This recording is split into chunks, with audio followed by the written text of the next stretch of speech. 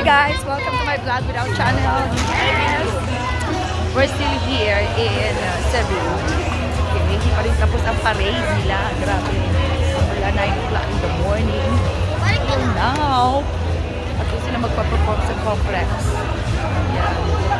Something here. Diba? Habang busy ang mga performer ng sinulog.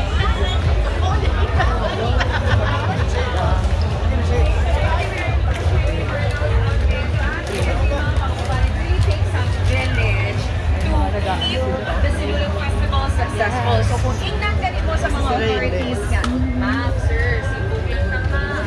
Tawaan. Alam ko yan, labasin ko na yan.